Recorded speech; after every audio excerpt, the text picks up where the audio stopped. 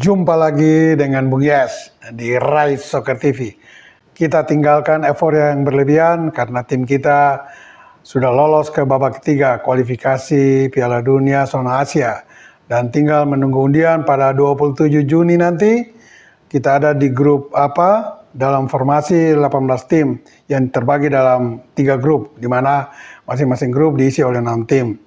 Dan pertandingan sendiri akan dimainkan di bulan September nanti. Berarti kita masih punya kurang dari 3 bulan mempersiapkan diri untuk tampil di bulan Desember nanti. Semua rekan sahabat Rise Soccer TV, ikuti terus analisis yang menarik tentang tim nasional. Dan jangan lupa like, comment, and subscribe. Saya mencoba mengajak teman-teman sahabat semua, pendukung setia Rise Soccer TV, untuk melihat ke depan bagaimana nanti perjalanan timnas kita yang dipimpin oleh pelatih Sintayong atau STY. Karena kita berada atau tim nasional kita berada dalam kondisi perang. Dan perang itu belum dimenangkan oleh kita, ya. Kita masih memenangi pertempuran-pertempuran. Babak pertama sudah kita menang pertempuran. Babak kedua juga sudah kita menang dengan melewati salah satu ancaman serius Vietnam. Dan kita akan masuk ke pertempuran ketiga, babak ketiga. Dan ini tentu butuh persiapan yang serius dan lebih matang dari tim kita. Dan ini STY harus betul-betul serius mempersiapkan tim ini. STY juga harus terbuka kepada media, kepada saran dari luar, sehingga kinerja dia akan menjadi lebih baik. Jangan menutup diri terhadap saran atau kritik dari luar. Saya mengajak semua rekan sahabat untuk kita refleksi dulu ke belakang. Di Piala Dunia 2002, tepatnya di Jepang dan Korea Selatan. Hari itu Korea Selatan dipimpin oleh salah satu pelatih terkenal dari Belanda, Guus Hiddink. Nah, dia dipercaya sekitar 8 bulan mempersiapkan tim Korea Selatan untuk masuk dalam pertempuran di Piala Dunia 2002. Dan apa yang terjadi? Lewat sentuhan, Guus Hiddink, Korea Selatan bisa menembus semifinal. Sosok Guus Hiddink ini dengan menguasai sampai pada katakan ya sum-sumnya permainan total football Belanda, dia bawa mengkombinasikan dengan semangat juang. Dan saat itu tim yang dipimpin oleh Guus Hiddink, tim nasional Korea Selatan, mayoritas datang dari pemain-pemain yang terlibat di J-League Jepang dan K-League Korea. Hanya ada 2 pemain yang saat itu bermain di Liga Eropa, yaitu Seoul Ki-yoon dan An Jung-wan. Seoul Ki-yoon bermain untuk Anderlecht Belgia dan An Jung-wan bermain untuk Perugia Italia. Nah, bisa dibayangkan dengan pemain-pemain lokal yang hanya berkompetisi di Jepang dan Korea, ditambah dengan 2 pemain yang bermain di Liga Eropa, Korea Selatan bisa menembus semifinal. Nah, ini salah satu cara bagaimana Guus Hiddink mengoptimalkan semua unsur-unsur pendukung untuk membangun tim Korea Selatan. Yang paling utama adalah dia tetap mempertahankan dan lebih mempertajam semangat juang Korea Selatan, tetapi secara teknis dia pun mematangkan permainan total football pada diri tim Korea Selatan. Dan itu Ang Jung-wan dan teman-teman membuktikannya. Di babak grup, Korea Selatan mengalahkan salah satu tim level atas Eropa, Portugal. Mereka lolos sebagai juara grup. Di babak 16 besar, Korea Selatan juga menyingkirkan Italia. Di babak 8 besar, lagi-lagi korban berikut tim raksasa Eropa, yaitu Spanyol, disingkirkan lewat adu penalti. Nah, Korea akhirnya masuk dalam 4 besar atau semifinal. Dan di sana langkah mereka terhenti karena dikalahkan oleh Jerman dengan skor 0-1. Di perebutan tempat ketiga pun melawan Turki mereka kalah dengan skor 2-3. Tetapi yang mau saya sampaikan di sini, antara Guus Hiddink mimpin Korea dan Sintayong mimpin tim Indonesia ada sedikit persamaan. Persamaannya di mana? Tim Indonesia yang sekarang mayoritas datang dari Belanda, ini sudah memiliki dasar permainan sepak bola yang sangat baik. Tinggal sekarang bagaimana Sintayong membuktikan bahwa pada dirinya ada pengetahuan, ada kemampuan untuk membangun sebuah tim besar. Nah, ini harus dibuktikan sekarang oleh Sintayong. Karena sampai saat ini dia sudah meloloskan beberapa level tim nasional kita di kancah Asia, tetapi belum pernah menghadirkan gelar juara. Dan untuk kualifikasi Piala Dunia ini kita tidak perlu juara Piala Dunia. Kita hanya butuh bisa hadir di Piala Dunia 2026 nanti dengan memanfaatkan momentum yang ada sekarang ini. Nah, untuk itu Sintayong harus bekerja keras sekarang. Tidak lagi main-main. Salah satu adalah dia butuh revolusi permainan tim nasional kita dengan mayoritas pemain-pemain dari Belanda. Kalau Hiddink 2002 memanfaatkan semangat juang Korea Selatan yang begitu tinggi dan tinggal menanamkan permainan total football kepada tim Korea, maka jadilah Korea sebagai salah satu tim yang solid. Nah, sekarang STY tinggal membangkitkan semangat juang mayoritas pemain-pemain keturunan yang akan membela Garuda dan Merah Putih. Karena mereka sudah memiliki pengetahuan tentang cara bermain bola yang benar. Nah, ini yang belum kita lihat di tim STY ini. Mengapa? Ukurannya adalah ketika kita ada di babak kedua di grup F, kita hanya bisa mengalahkan tim sesama ASEAN, Vietnam dan Filipina, tetapi tidak tim di luar ASEAN. Dan 2 kali bertemu dengan Irak, kita KO. Kalah 1-5 di kandang Irak dan kalah 0-2 di Jakarta. Ini harus menjadi perhatian serius, lampu kuning bagi STY dan timnya. Untuk itu dia segera harus melakukan revolusi permainan timnas. Dia harus mengoptimalkan seluruh kemampuan pemain keturunan. Karena kita lihat juga pemain keturunan ini mereka bermain masih dalam tempo yang lamban. Tidak sesuai dengan harapan kebanyakan dari kita. Di saat mereka menguasai bola, mereka lebih banyak bermain umpan 1-2. Tetapi belum terlihat ketajaman serangan. Bila mana mereka harus menggunakan momentum yang ada untuk menyerang dan menekan pertahanan lawan.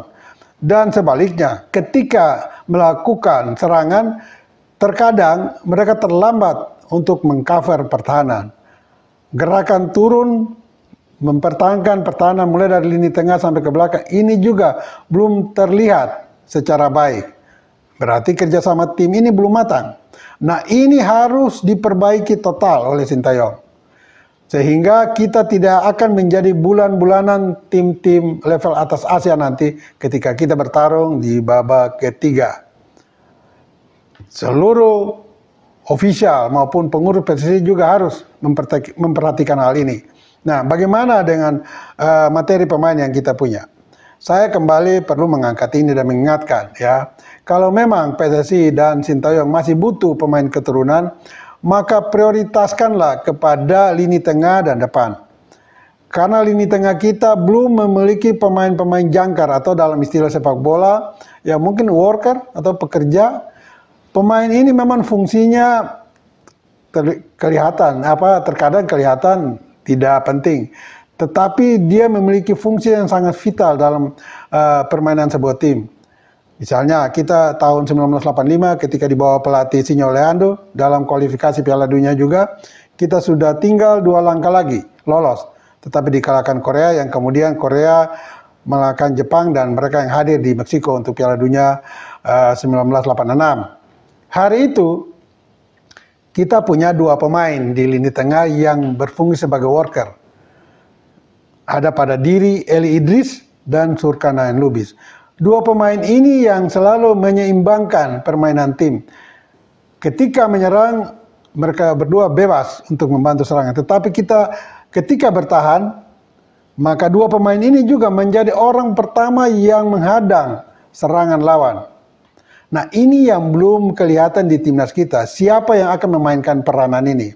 Atau katakan di FC Barcelona, di sana ada Sergio Busquets. Pemain ini tidak menonjol, tetapi dia membuat Barcelona atau bisa menyeimbangkan permainan Barcelona karena ketika dia berhasil menetralisir tekanan atau serangan lawan, maka permainan Barcelona diambil alih oleh Xavi Hernandez maupun Iniesta, ya. Itu kira-kira gambaran sekilas bagaimana lini tengah kita membutuhkan seorang atau 2 orang worker yang fungsinya adalah pekerja di lini tengah. Kalau ini terus dibebankan kepada Tom Haye, Karena kita lihat STY masih mencadangkan Iver Jenner, 2 gelandang murni yang kita punya. Maka Tom Haye pada satu titik akan kehabisan tenaga dan hancurlah permainan kita. Ini tidak boleh terjadi. Harus ada yang mengcover itu. Biarkan Tom Haye lebih bebas bermain dengan kejeniusannya, melepaskan bola-bola terupas, bahkan dia bisa juga melepaskan tendangan ke gawang lawan. Nah, ini yang perlu diperhatikan betul oleh STY tentang fungsi dari lini tengah kita yang masih lemah. Juga di depan. Di depan hanya kita punya Rafael Struijk dan Orad Mangun. Apresiasi buat Rafael Struijk ya, karena pemain ini walaupun dia jarang mencetak gol, tetapi gerakan-gerakan dia tanpa bola sering membuat permainan kita lebih adem, lebih tenang, ya. Karena ketika lawan atau pertahanan lawan menguasai bola, Rafael ini sering mengganggu. Ini tidak terlihat pada Ragnar Orad Mangun. Ya, jadi bagaimana Struijk ini mengganggu lawan sejak di pertahanan lawan, ini yang belum juga dimiliki oleh Orad Mangun, sehingga kita lihat terkadang Orad Mangun juga turun sampai ke tengah. Nah, ini tidak boleh. Juga catatan khusus bagi Struijk dan juga Orad Mangun. Kedua pemain ini harus lebih rajin mengembangkan kemampuan untuk melepaskan tendangan. Beberapa kali mereka lakukan itu termasuk dari lini tengah, tetapi kebanyakan tendangannya tidak akurat. Bola melambung lah, menyamping jauh dari gawang lawan lah. Nah, ini tidak boleh. Sebagai penyerang tengah mereka harus memiliki itu. Karena tugas penyerang adalah mencetak gol. Itu tugas utama itu, tidak ada lain. Nah, bagaimana mereka bisa mencetak gol kalau syutingnya saja tidak akurat? Ya, ini yang harus diperhatikan juga oleh STY. Bagaimana dalam waktu kurang dari 3 bulan ini sampai September, dia bisa mengoptimalkan seluruh kemampuan individu pemain maupun kerjasama tim nantinya. Kalau itu dalam waktu kurang dari 3 bulan ini bisa dilakukan STY, maka kita perlu optimis. Ada peluang untuk kita lolos. Tetapi kalau tidak dilakukan oleh STY, maka jangan berharap untuk kita bisa melaju ke babak keempat atau kelima.